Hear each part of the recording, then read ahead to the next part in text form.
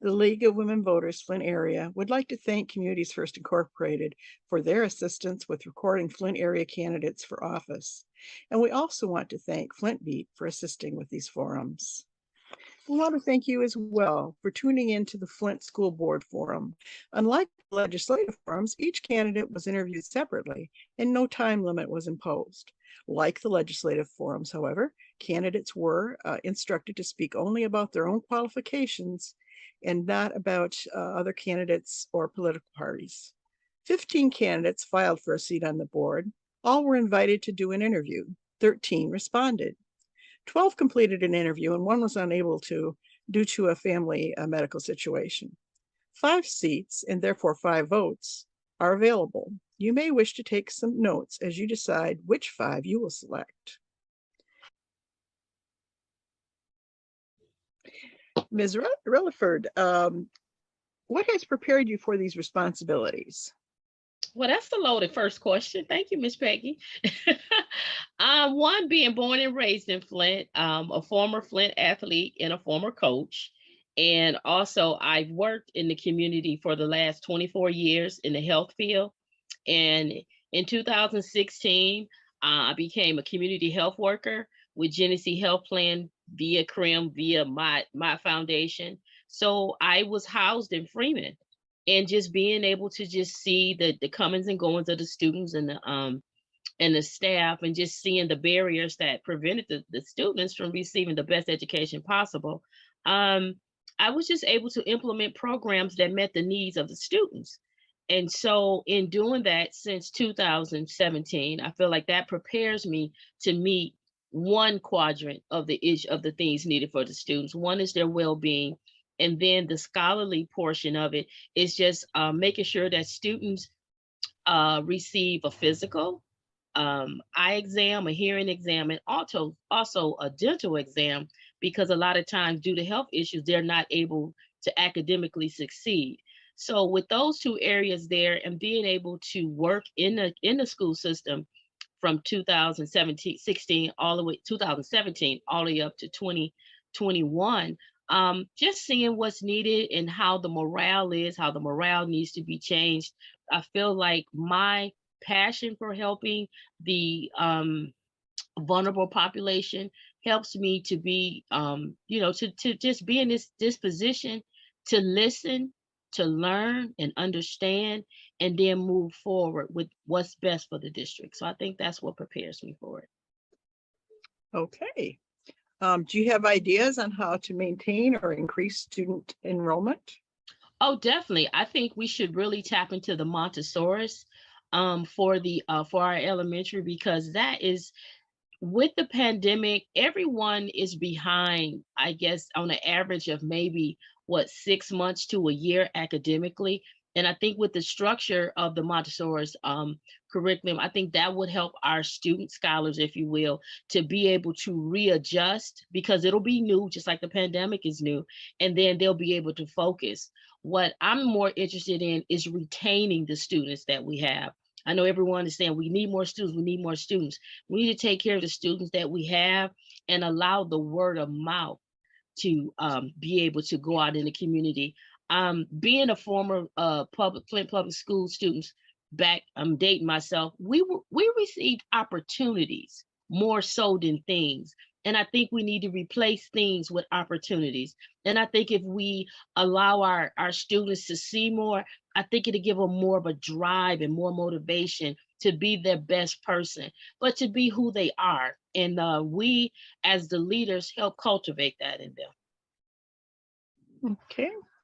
How is the role of the school board member different from that of a superintendent? Oh, it's a major difference. The superintendent deals with the day-to-day operations. And what my view on the board is, we deal with the contracts, we deal with the facilities, we deal with what our job title show, our role that has been put together with the bylaws. We stay within that. But however, we are able to listen. And I do believe that the superintendent should have confidence in the board, as well as the board have confidence in the superintendent, to be a collective unit to work together. I don't think that the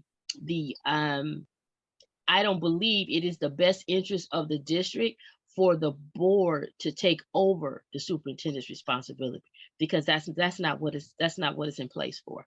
Now, the superintendent works at the discretion of the board. Now, that is true, but I don't think it's not for the board to tell the superintendent what he does day to day. However, we can evaluate it and offer some suggestions, but I don't think to override what he does on a day to day. No. Okay. Do you have any other responsibilities that might interfere with your attendance at meetings? No, not at all. No. Okay, moving on. Have you or will you be taking the school board training? Of course, yes. Anything to help me be a better me. I like to be a better me.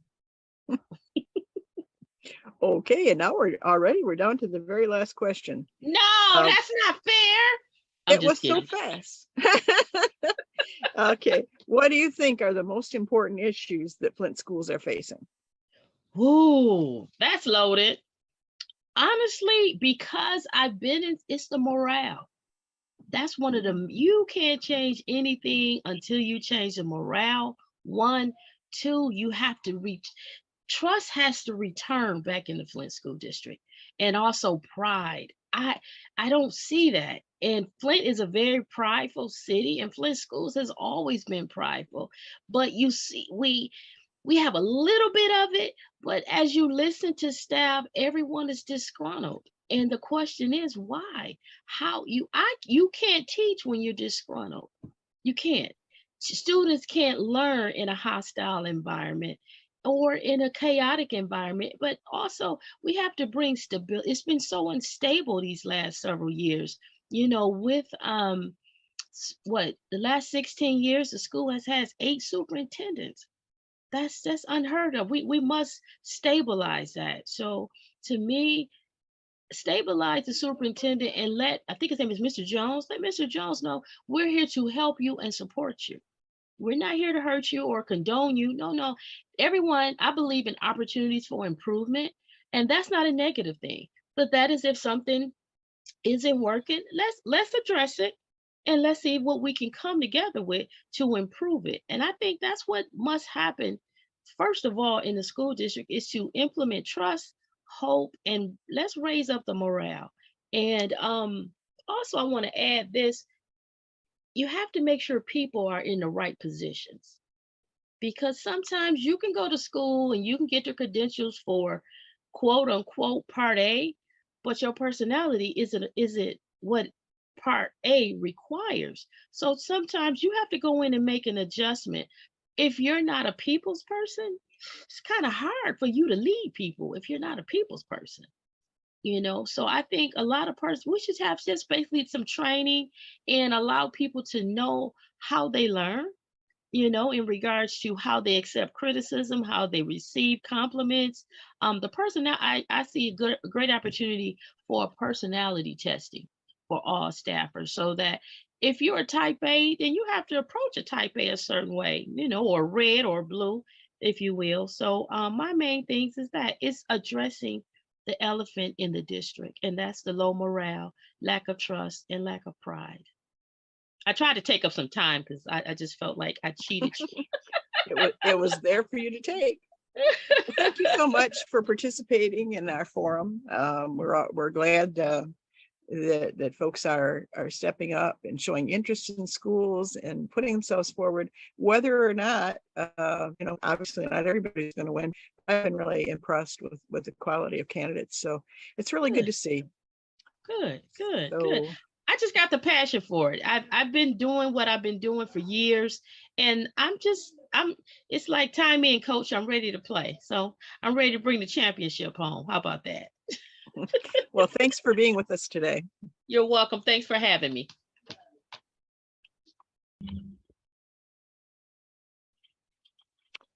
Hello, good to see you this afternoon, Ms. Glover. Hello, it's actually Turo, Lakeisha Turo now. Oh, let me make sure you can see Turo. Okay, so that's Turow? Tureaud.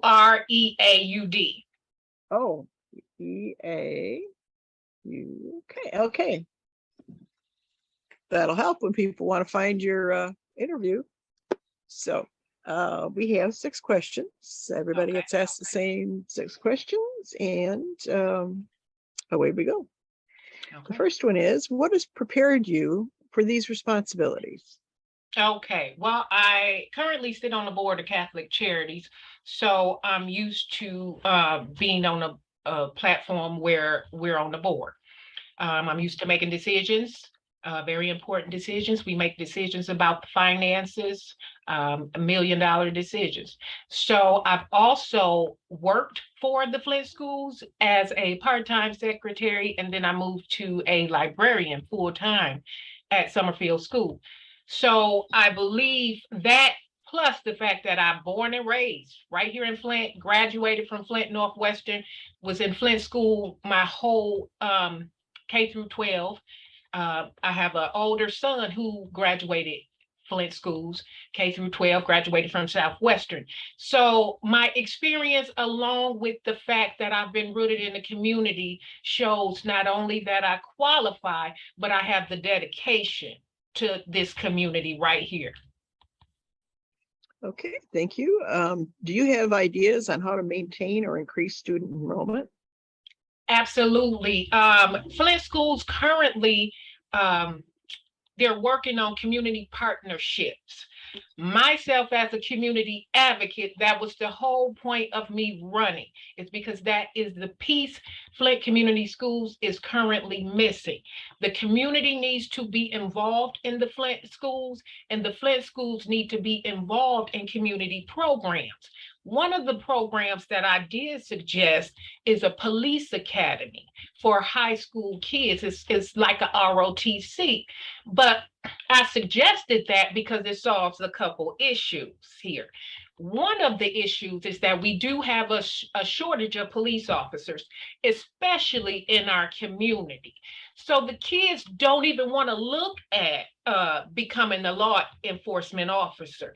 So I figure if we can get that program introduced into the Flint schools, we can then have our community children come back and police our community, which I believe would stop some of the confrontation that the police have with the community, or that the community have with the police. So that's one of the programs I think will be valuable. Okay, thank you. How is the role of a school board member different from that of a superintendent? Well, the superintendent works for the school board. He's an employee, he or she is an employee. The school board oversees that. So it kind of works as a function of executive branch. It's the school board who oversees the superintendent and hires the superintendent. Okay. The next one is, do you have any other responsibilities that might interfere with your attendance at meetings? No. Okay, moving on. Have you or will you be taking the school board training? Absolutely. I plan to take any and all training that they're willing to offer. Okay. And lastly, what do you think are the most important issues that Flint schools are facing? Enrollment and getting the budget under control. With the ESSER funds that came in, I believe 147 million, it definitely helps. And out of that, we can give teachers and staff bonuses. We are not able to give raises. There's certain criteria with funding that you have to follow. So we're not able to give raises, but we are able to, first of all, start off with bonuses for the teachers and the staff. So I think with focusing on enrollment and keeping the teachers and staff satisfied, we can start to look at ways to build together enrollment, because that's the only thing that's going to save Flint schools. And I'm going to be honest, it's not going to be 1, 2, 3 board members elected to the board. It's not going to be one individual. It's going to be us working as a team to get enrollment up. That is the #1 priority. Okay, thank you. Well, that concludes the interview. And thank you so much for joining us today. Thank We're you all all. okay. You're Have a good very day. welcome. Bye. Good afternoon. How are you today, Ms. Young? Hi, I'm doing wonderful. How are you? I'm fine, thanks. That's great. We have 6 questions, pretty straightforward. So Okay. it won't actually take that long, but Okay. let's get started. What do you think has prepared you for these responsibilities? One, being in the community, being a great listener, because I believe in listening to people and hearing what their needs are. As a candidate or working being on the school board, you have to listen to what the needs are of the people you're serving. There's no way you could possibly serve them correctly or fully without listening. So as a parent, I had concern that I would have loved to have been heard. As a community activist, there's concerns that I would love to have heard. And then I'm also an occupational therapist, and I worked in the school system for a couple of years, not in Flint Public Schools, but in different schools and different systems. So I got a chance to see some of the universal problems that goes on in the schools. And then I got a chance to see unique problems that go on depending on what area you're in. So I think just life experiences have prepared me to be a candidate, a great board member. Okay, well, thank you. Moving on to the second question. Do you have some ideas on how to maintain and increase student enrollment? Yes, number one, it's got to be more engagement from everyone, from the administration side, the teacher side. You got to have the school board members a little bit more involved, because if you care about the children, if you really want to be involved with them, get out, go out to some of the programs that they have. Attend a football game, attend a basketball game, attend one of their plays that they're having at the school. Just pop up and be there sometime at some point in time and be involved and engaged. That's one of the things that can do, because people have a tendency to come when they feel like you really care. But then there's also concerns that's on the other side that we have to take care of course, as far as I would say academics. We need to start engaging and trying to get some programs that can make sure that and assure that the students will learn the way that they need to learn. But not only just them, sometimes it takes getting involved and getting engaged with the family members. Because if you can get family members to get engaged, then that way you can make sure that the parents know exactly what it is that they need to do for their children. And I'll give you an example. When my daughters were in school and they changed the way that they were doing math.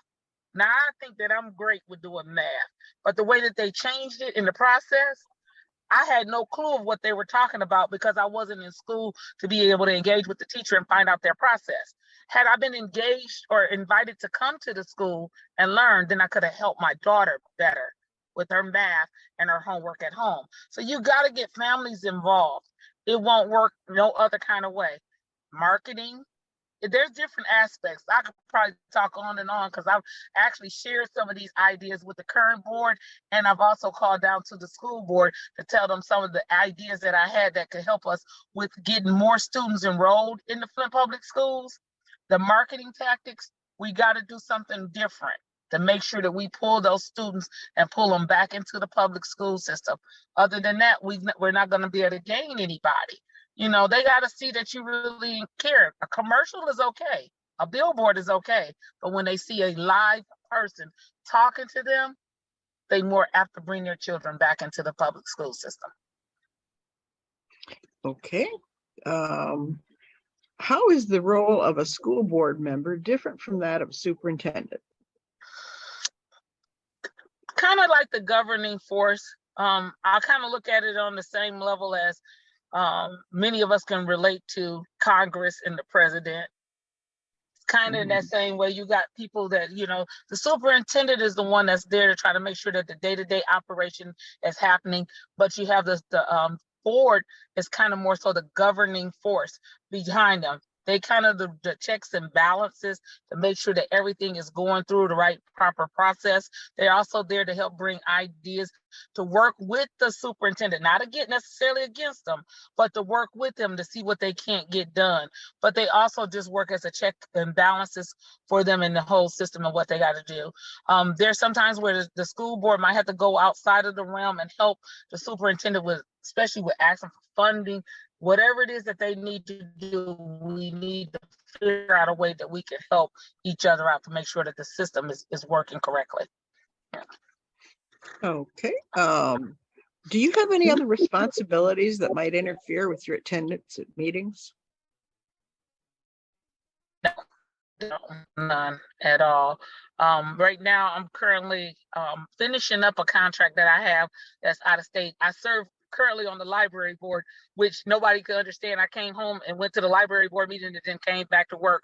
So even with that, there's no duties that I have that would take me away from attending the board meetings. I would say the duties that I have actually enhance because it kind of give me more of a community feel of what's going on. That would be more of an enhancement than a neglect of duty. So, yep. Okay. Have you or will you be taking the school board training? Yes, I will. I've started doing some of the stuff and looking online and just looking at some of the different things that is out there, especially with being on the library board. A lot of times, a lot of us don't know that there is training to be a certified library board member. There's training for every position that you could get elected into. So a lot of times I encourage people, no matter what position you're running for, no matter where you're at, seek out the training that you need to make you be the best person. And that's the only way you're going to serve the community correctly and efficiently is that you take the training that's necessary for it. Okay, thanks. And so the last question is, what do you think are the most important issues that Flint schools are facing?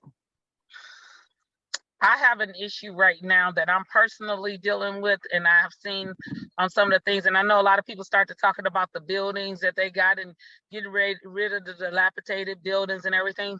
Current board has already worked on that, and they are moving in the positive direction with either tearing down buildings, selling off the buildings, or revamping some of them. They have started moving in that direction. We have some other issues that are definitely of a concern. One of the biggest concerns that I have, and I have tried to address it, is transportation to the school. We can't expect that a student have a struggle with getting to school on a daily basis to be taken lightly. Take, for instance, I have 3 grandchildren that are in the school. Their bus stop is 5 blocks away from home. They have to cross a 5-lane street. That's a busy street to get to the bus stop. One of them is 8, one is 6, one is 5. My daughter can walk them to the bus stop, but she have a 1-year-old. She was sick for a couple of days, which guess what? That meant they weren't getting to the bus stop. Had the bus stop been right at the corner by her house or in front of her house, it would have made it easier for her to get them right outside to the bus stop. We've called the MTA to try to get that taken care of. They said they're not making any changes to November. My concern is if you got a student that have to walk that far away from home, even some before 6 o'clock, 6:30 in the morning, and it's dark out, how safe is our children on the street getting to the bus stop? Now, we know once they get to school, we got to take care of them. They can be safe once we get into the school. But we got to get them to school safely in order to say, anything else. We got a whole lot of other issues going on. We want to save our children from any type of, I hate to say the bad stuff that can happen, because we already know that. We know we're dealing in this age with kidnapping. We dealing with sex trafficking. We dealing with a lot of different things that's going on. We do not want to wait until a problem happens and then try to take care of it. We got to be proactive with this. We got to get out there and make sure that our children are safe getting to school. That's an issue that hardly no one is addressing. Just get them to school. How you gonna get them to school? That's an issue that I have that's definitely there. And then another issue that I have is checks and balances with making sure that when our children are in the schools, they are properly tested and properly placed in the classroom that they need to be in. So to tell me as a parent that, oh, we do have a way of testing, but yet as a parent, I don't know your proper process. And you don't have a process to check to make sure that your employees are implementing what it is that need to be done. We have to do that. Now, I can give you an example of that. Even with my granddaughter post-pandemic, she was placed in the 1st grade and should have been in the 2nd grade.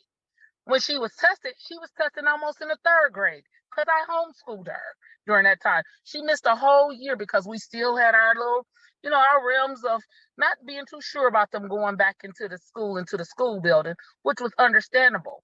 But she was held behind because she didn't go to school for a year. So I pushed it and I got her tested and put back up to the right level that she needed to be in. Thank God I was a pushy grandma and was able to get her where she needed to go. However, how many parents that's out there don't know that that's what they should do and how they should go to the school and advocate for their children the proper way? She's in the 3rd grade. She's reading at a 5th grade level. How many children do we have that we're taking and putting them and challenging them? We got to stick behind that and stick behind our good teachers. We got great teachers that are in the Flint Public Schools. We got to stick behind them and make sure they properly compensated. We don't want them to come in and feel like I got to go and work a second job because I don't have enough money and I can't make it. So we want to make sure that those things and make sure there's some satisfaction on both sides. But we do want to make sure that our children are definitely number one and taken care of. So those are some of the issues I don't hear come up too often, but it's something that's definitely a problem and a concern. If we want to get our test scores up, we got to do what we got to do to get them up. And that's one of the ways that we can do it, with properly placing children the way that they need and challenging them and helping them to grow and building their confidence so they can learn. Okay, well, thank you. So one of the great things about these interviews is you get different perspectives, and Yes. really appreciate you being here and being part of the conversation and trying to serve the community. So thank you.